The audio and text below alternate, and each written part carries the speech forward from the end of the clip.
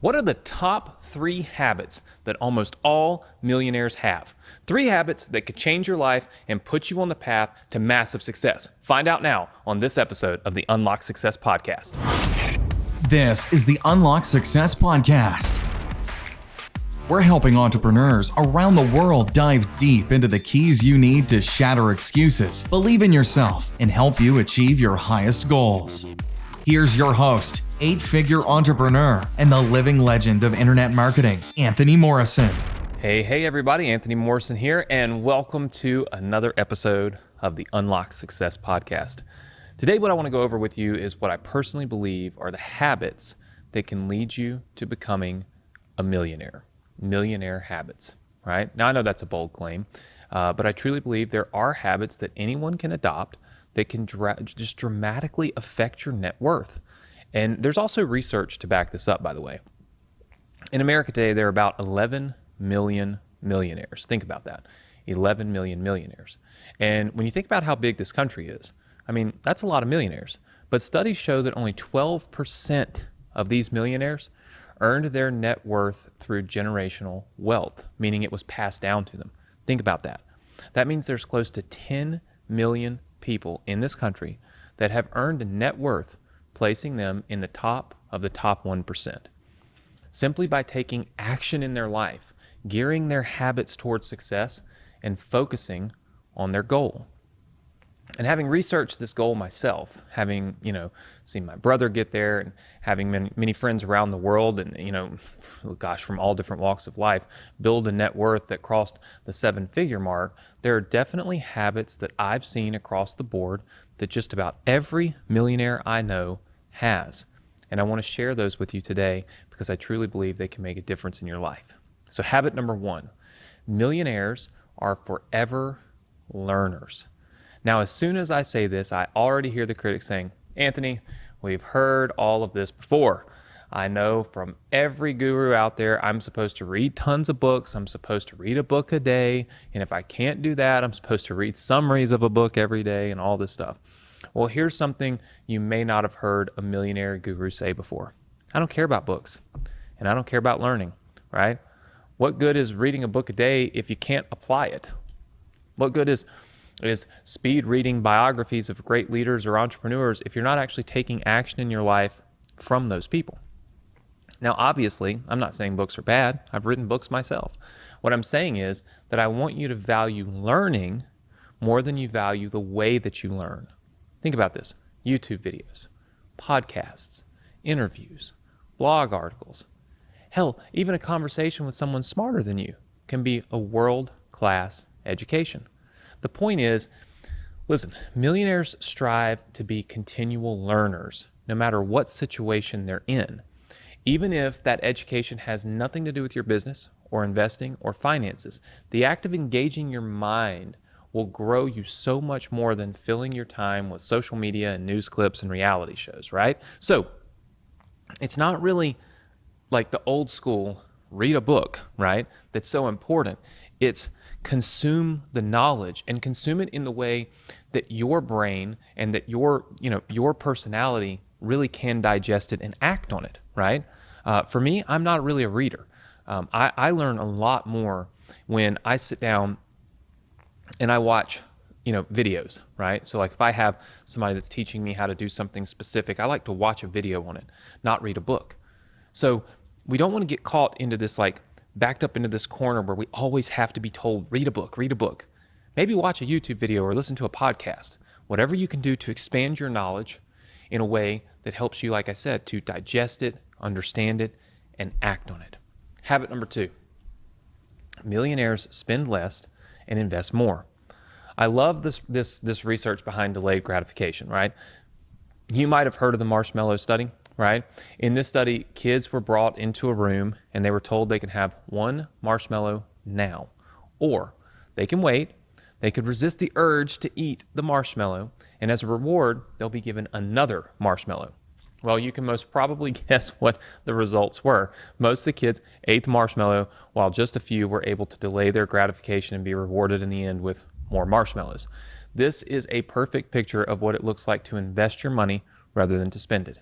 On a larger scale, This looks wisely like investing in your tax returns, your stimulus check, or money that's been inherited. Like invest this stuff, right? Like that's what we're talking about. Invest it, but on a smaller scale. This daily habit could look like this. Maybe opting to not go out to eat. Finding something on Netflix versus watching a movie that you have to pay for. Making coffee at home versus $7 latte at Starbucks. Remember, it's not the big decisions that count as much as the small daily habits. Because that delayed gratification that leads to bigger rewards in the end is what you're really doing, right? Oh, and by the way, listen, the study that they did on those kids, they actually followed their journey. And the kids that resisted eating the marshmallows early in life, turns out they were more likely to make more strategic decisions as adults as well, which is pretty cool research, right? Again, just showing us that you've got to be able to delay the gratification. You don't have to just invest tons of money and get tons of results right now, right? Make those small investments every day, right? Of saving, right? Saving and investing. And over time, those add up and the delayed gratification is massive, right? Habit number 3. Millionaires improve their network. One of my favorite quotes is your network is your net worth. And you've heard that, right? You can combine this with another classic line. You are the sum of the 5 people that you surround yourself with. So what do these quotes really mean? They mean that you get to where you want in life if you surround yourself with the people who have arrived at the place that you want to be. Look, maybe it's possible to get in shape while having close friends that only eat McDonald's and watch TV in their spare time. Maybe that is possible. All I'm saying is it's a lot easier for you to be in shape by surrounding yourself with the people who care about their health. The same is true for your business. And the same is true for your net worth. Surrounding yourself with people who are always pushing towards their financial goals will influence the decisions that you make on a daily basis. Now, you might be thinking, Anthony, I don't know anybody who is where I want to be in my business or where I want to be financially. And I get that. When I was in just getting started with medical school, and I kind of had just started this whole online phase, I barely had friends who cared about being an entrepreneur, let alone looking for ways to make money online. But that's what was so great about the opportunities online. You were literally a few clicks away from getting into a Facebook group or a subreddit with hundreds or thousands of like-minded people. The problem is we take these groups for granted, right? Like we see them as comments on a website instead of actual people sitting at their computers looking to build their network. So my encouragement to you is reach out to people who have advice that you like. Ask them to hop on a Zoom chat with you and answer a few questions. And maybe if they want to do a book club or they want to talk about a podcast or maybe have you on a podcast, right? You may be surprised to find how many people are looking for the exact same type of interaction, right?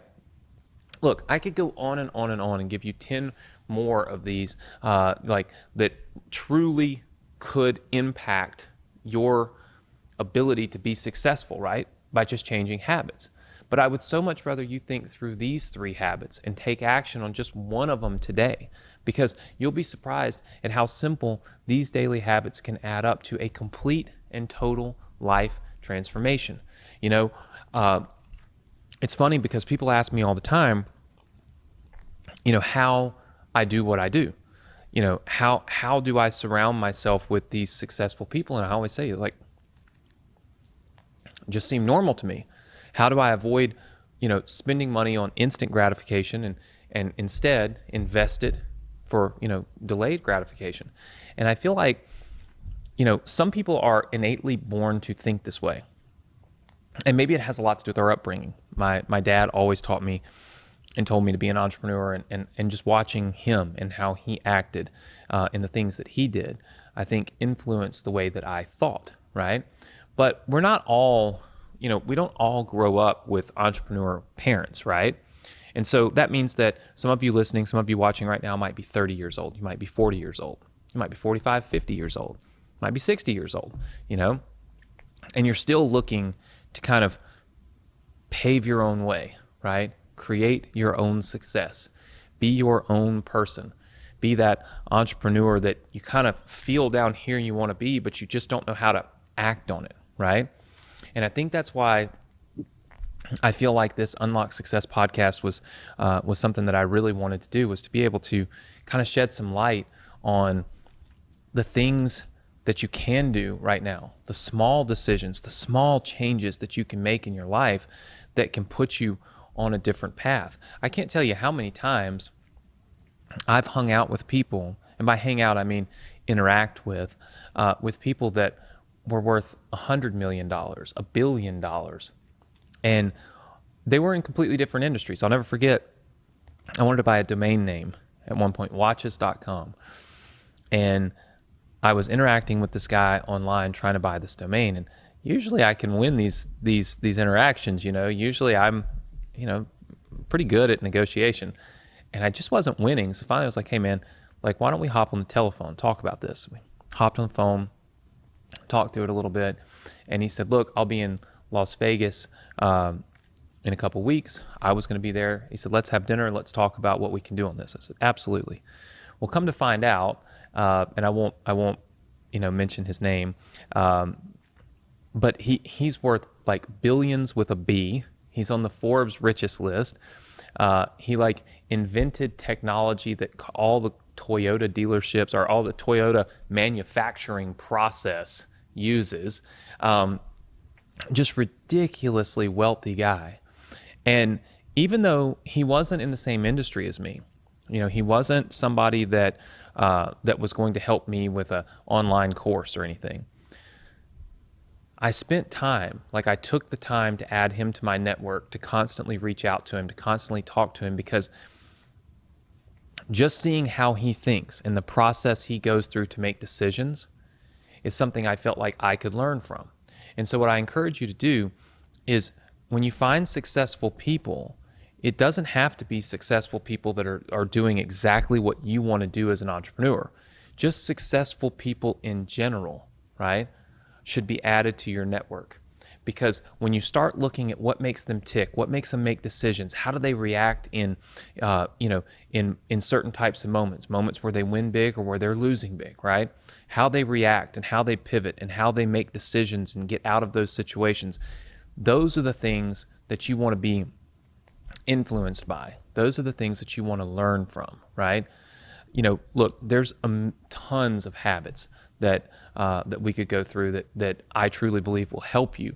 But one of the biggest ones and one of the most important ones is changing the people who are around you, changing your network, right? And I get it. Like I said earlier, it's tough, especially when you first start out, because you kind of feel like you're on this little island by yourself. It's like you want to be an entrepreneur, but everybody around you thinks you're stupid. Everybody around you thinks you're wasting time. Everybody around you thinks that, this, whatever it is you're trying to do, you're not going to accomplish. You'll always have the negative people. Very rarely do you have the positive people. But that should tell you right there that it's time to make a change, you see? Because successful people will always lift you up.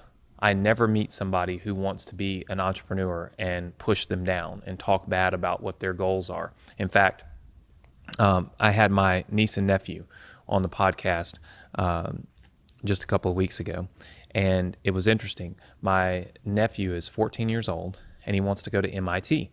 So he wants to, I don't know what he wants to be. I forget. It's a space engineer. I don't know. Way over my head, right? Way too smart. But it's interesting to listen to how other people's words can affect us. I asked him, I said, well, haven't seen him in a while. He lives in Seattle, Washington, so he lives on the other side of the country. And I asked him, I said, well, what have you been up to? What have you been doing? I always ask him, what are your goals?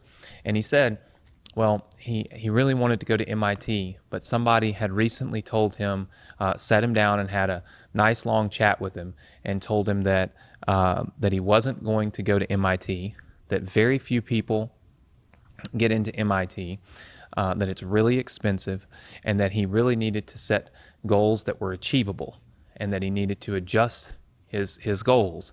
He's a 14-year-old kid, and they're already stealing his thunder, already telling him to set ceilings, right?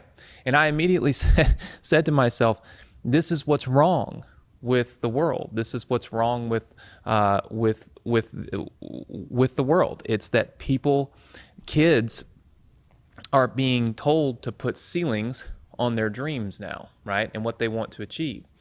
And I think as adults, we have the same problem. We have people in our lives that tell us, but this ceiling right here, you can't bust through that. This is where you're at. This is what you've, you went to school to do X, Y, or Z, and you're here now. You can't just go recreate yourself and start over. But the reality is that you can. I spent, 8 years deciding I was going to medical school, 4 years going through college, preparing for it, and then completely pivoted. And here I am talking about, millionaire habits, right? Like, you can pivot, you can change. It doesn't matter how much you've invested time, energy, money, whatever.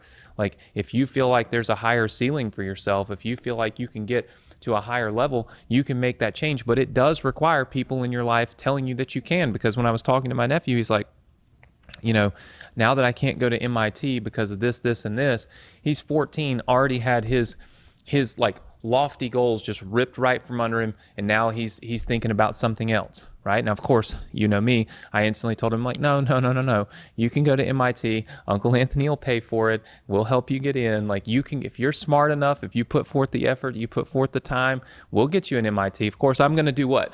Lift him up, even a 14-year-old kid. And that's my point. People who are successful and people who are entrepreneurs will always lift you up. Those that are not successful and those that are honestly jealous of the entrepreneurs who are willing to take that chance and go out on that limb to do the things in life that they want to do, they will always try to pull you down. They will always try to take your dreams from you. They will always try to stop you from overachieving, because it will make them realize just how much they have underachieved in life. That is the truth.